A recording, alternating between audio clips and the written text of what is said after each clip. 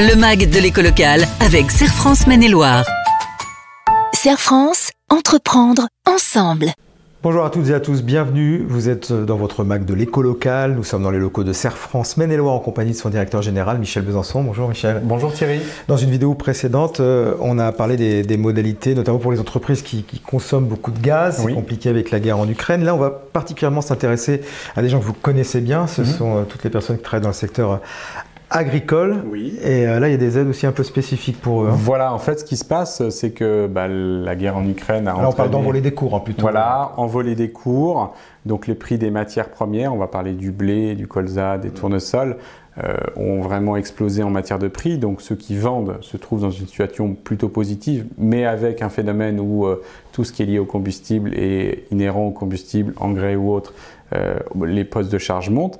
Et puis on a des zones d'élevage, dont on fait aussi partie, qui, elles, subissent, on va dire, le coût une progression des coûts alimentaires, avec des enjeux majeurs, évidemment, au niveau de leurs entreprises.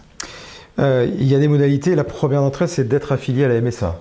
Alors, il y a eu deux dispositifs en fait dans l'esprit. Un premier qui s'est arrêté, on va dire fin juin, pour faire des aides à l'alimentation. Ce dispositif-là, il a donné évidemment avec une mise en œuvre de paiement qui devrait arriver en octobre, avec des attestations dédiées. Et puis là, en fait, il y a un dispositif qui permet effectivement de prendre en charge une partie des cotisations sociales qu'on appelle communément PEC, prise en charge des cotisations. Et comme les agriculteurs sont soumis à la MSA, c'est auprès de la MSA que ça se passe. D'accord. Alors pour cela, les modalités, il faut avoir une entreprise évidemment viable. C'est ça. On va regarder un petit peu ce qu'on fait. On va ausculter, effectivement. Il y a un critère qui est extrêmement compliqué à appréhender, c'est de dire qu'avoir des difficultés de trésorerie, comme ce n'est pas spécifié de quelle manière, une entreprise peut avoir des difficultés de trésorerie a posteriori, puisqu'on est sur un cycle long en matière d'élevage. Donc c'est là où c'est complexe, c'est les MSA qui vont évidemment regarder ça. Et puis ensuite, avoir supporté au cours de la période qu'on appelle du 1er mars au 30 septembre 2022, un surcoût de 50% des coûts concernant 6 critères. Alors c'est là où on rentre dans le détail.